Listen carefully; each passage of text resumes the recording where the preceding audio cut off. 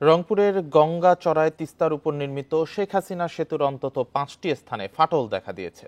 শুক্রবারে ফাটল ধরা পড়ে। কী কারণে সেতুটিতে ফাটল দেখা দিয়েছে তা জানার জন্য এখন অপেক্ষা পরীক্ষা নিরীক্ষার। এখন জন্ম সনদ দিয়ে খোলো বিকাশ স্টুডেন্ট অ্যাকাউন্ট। নিজের বিকাশ নিজে কর। রংপুরের সঙ্গে লালমনিরহাটে যোগাযোগ সহজ করেছে গঙ্গাচড়ার মহিপুরে তিস্তা নদীর উপর নির্মিত শেখ হাসিনা সেতু। তবে সেই সেতুই এখন পড়ে গেছে ঝুঁকিতে। স্পষ্ট হয়ে উঠেছে ফাটল। 100 বছর মেয়াদের কথা বলা হলেও মাত্র 6 বছরের মাথায় সেতুতে ফাটল দেখা দেয় উদ্বিগ্ন স্থানীয়রা। প্রশ্ন উঠেছে ঠিকাদারের কাজের মান নিয়ে। 6 বছরের মধ্যে এই অবস্থা। আমার যেটা ধারণা, এই ব্রিজ 100 বছর তো দূরের কথা, আমার ধারণা থেকে বলতেছি, আমার মনে হয় না যে আগামী 10 বছরও এই ব্রিজ টিকবে। সেতুটির বর্তমান অবস্থায় সংশ্লিষ্ট সরকারি বিভাগে দায় এড়ানোর সুযোগ নেই বলে মনে করছেন অনেকেই। যারা এই ব্রিজ নির্মাণে ছিল দায়িত্বে, নিশ্চয়ই তার ত্রুটি ছিল। সরকার থেকে হাজার হাজার কোটি টাকা বরাদ্দ দিয়েছে, এখানে গাফিলতি হয়েছে ভাই। সেতুর ফাটল পরীক্ষা নিরীক্ষার কথা জানিয়েছে উপজেলা প্রশাসন। ভারী যান চলাচল বন্ধের জন্য দেওয়া হয়েছে চিঠি। স্থানীয় সরকার প্রকৌশল অধিদপ্তর গঙ্গাচড়ার নিয়ন্ত্রণাধীন। তো আমাকে যেটা জানানো হয়েছে যে তারা ঢাকার একটি বিশেষজ্ঞ টিমকে তারা কল করেছে। তারা এসে এখানে তারা ইন্সপেকশন করে যাবে। 2018 সালে উদ্বোধন হয় তিস্তা নদীর উপর নির্মিত শেখ হাসিনা সেতু। এতে খরচ হয় 131 কোটি টাকা। Independent news. এ নিয়ে আরো জানাতে রংপুর থেকে যুক্ত হয়েছেন সহকর্মী নজরুল ইসলাম। নজরুল, সেতুতে এই ফাটলের কি প্রভাব পড়ছে যান চলাচলে? যান চলাচলের কোনো প্রভাব পড়েনি, কারণ এক সাইডটা খুলে দেওয়া আছে সেতুতে। আপনি নিশ্চয়ই দেখতে পাচ্ছেন যে আমার পিছে যে ফাটল দেখা দিচ্ছে, অর্থাৎ যে কার্পেটিং, সেটি কিন্তু উঠে গেছে। এরকম কিন্তু 8-9টি স্থানে আমরা কিন্তু সকাল থেকেই কিন্তু এই জায়গায় এসে দেখেছি। তবে এলজিডি যিনি কর্মকর্তা রয়েছেন সড়ক ভবনে, তার সঙ্গে কথা হয়েছে।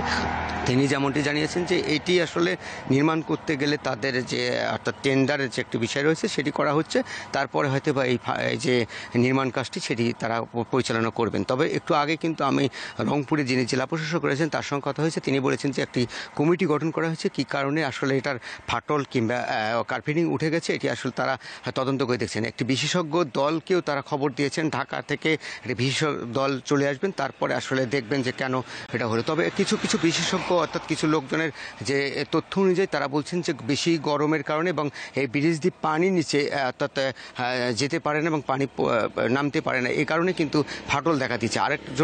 আরেকটি বিষয় জানিয়ে রেখে অনেকে বলছেন আবার যে বড় অর্থাৎ ভারী যানবাহন এই ব্রিজের উপর দিয়ে চলাচল করার কারণে এটি ফাটল দেখা দিয়েছে। আপনি নিশ্চয়ই জানেন যে এখানে ড্রাম ট্রাক অর্থাৎ এই দিক দিয়ে পাথরের ট্রাক বুড়িমারি অর্থাৎ লালমনিরহাট চলাচল করে। এই কারণেই এই ব্রিজটি আসলে যে 100 বছরের যে নির্মাণ কাজের যে অর্থাৎ সময় নির্ধারণ করা হয়েছে সেটি কিন্তু এখন 6 বছরেই কিন্তু এটা ফাটল দেখা দিচ্ছে, অর্থাৎ কার্পেটিং উঠে গেছে। তবে 2018 সালে কিন্তু এটি উদ্বোধন করেন মাননীয় প্রধানমন্ত্রী। তারা উদ্বোধনের পর থেকে কিন্তু এই ব্রিজের 4 বছর কিন্তু অর্থাৎ ভারী যান চলাচল বন্ধ ছিল। এরপরে কিন্তু খুলে দেওয়া হয়েছে।